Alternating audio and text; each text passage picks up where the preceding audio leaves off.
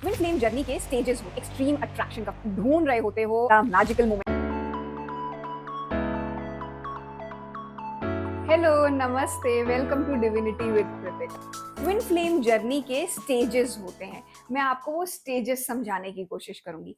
First phase होता है extreme attraction का फेज, जिसको हम यर्निंग कहते हैं।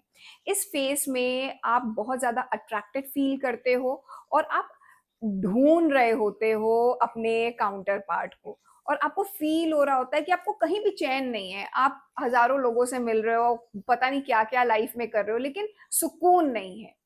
फिर उसके बाद वो पल आता है जब आप अपने डिवाइन काउंटर पार्ट से मिलते हो, यानी मीटिंग का फेज। जब आप उनसे मिलते हो और आपका स्पिरिचुअल एक्टिवेशन इस टाइम पर शुरू होता है। सो वो पार्ट है जिस चीज के लिए हमारी सोल ने जन्म लिया है इस धरती पे, वो चीज शुरू होती है। उसके बाद शुरू होता है phase honeymoon phase, most beautiful and romantic phase. इस समय आप लोग एक दूसरे के साथ बहुत खुशनुमे पल बिताते हैं, emotional level, spiritual level, physical level. और ये एक फेज कंप्लीट ब्लिस का होता है। बहुत ही ज़्यादा मैजिकल मोमेंट होता है इस समय, जो भी लोग इस ट्विन फ्लेम जर्नी में एंटर करते हैं। लेकिन इसके बाद वो एक डिफिकल्ट फेज आता है जो कि आपकी सोल लेवल पे, आपकी सोल के एवोल्यूशन और ग्रोथ के लिए सबसे ज्यादा इंपॉर्टेंट होता है। वो है ट्रिगर फेज।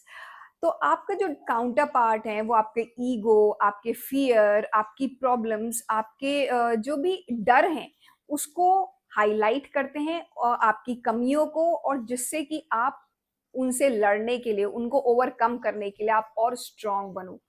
ये नॉट नेसेसरली कि आपके डिवाइन काउंटर पार्ट कर रहे हो, लेकिन आप जब उनके साथ होते हो तो कुछ सिचुएशंस ही ऐसी क्रिएट हो जाती हैं कि आप में जो भी इश्यूज रहते हैं या जो भी आप में प्रॉब्लम्स होती हैं, उनका ऑटोमेटिकली आपको सोल्यूशन ढूंढना पड़ेगा। आपको वो जो पर्सनल जो कमियां हैं वो आपको उसको सॉर्ट आउट करना ही पड़ेगा।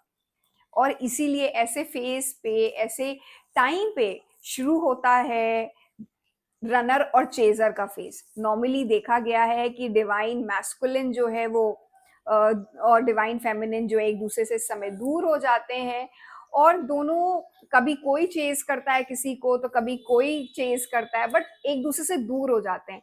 कोई रीजन नहीं होता, लेकिन बहुत कई बार लंबे लंबे टाइम तक एक दूसरे से दूर रहते हैं। और अब समय आता है जब इंसान ना थक के, हार के, सब कुछ ट्राई करके कि क्यों हो रहा है ऐसा, क्यों, क्या कमी रह गई, सब कुछ तो सही चल रहा है, उसके बावजूद चीजें हम लोग साथ क्यों नहीं हो पा रहे, यूनियनशिप क्यों नहीं हो पा रही। वो आप वो टाइम आपका शुरू होता है, और तब आप शुरू करते हो खुद पे फोकस करना, खुद पे सारी एनर्जीज कंसंट्रेट करके अपना स्पिरिचुअल ग्रोथ पे काम करना शुरू करते हो, इनर वर्क शुरू करते हो, मेडिटेशन करना शुरू करते हो। और जब आप, या फिर जो भगवान ने आपको जो इस धरती पे जन्म देते समय जो पर्पस दिया था, वो कुछ भी हो सकता है, वो आप करना शुरू करते हो।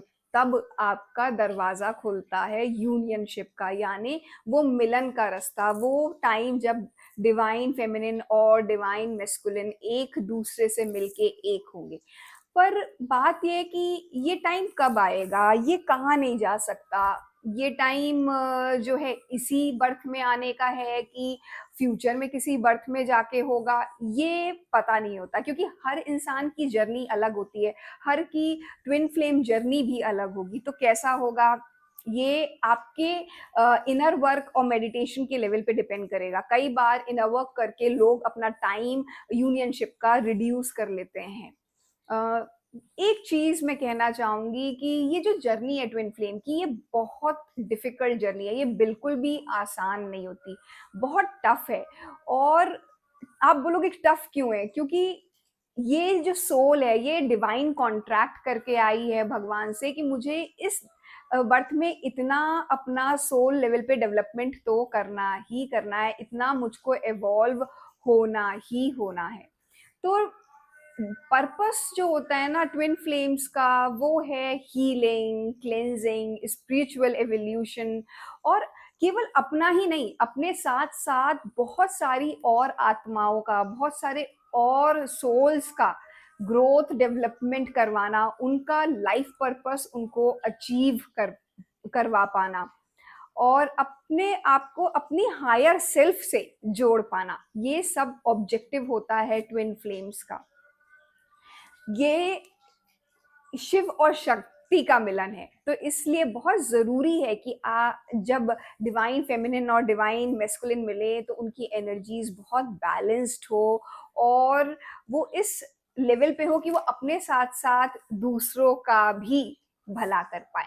आपसे रिक्वेस्ट करूंगी कि 1111 या 111 प्लीज कमेंट सेक्शन में लिखिएगा। सी यू सून, बाय बाय।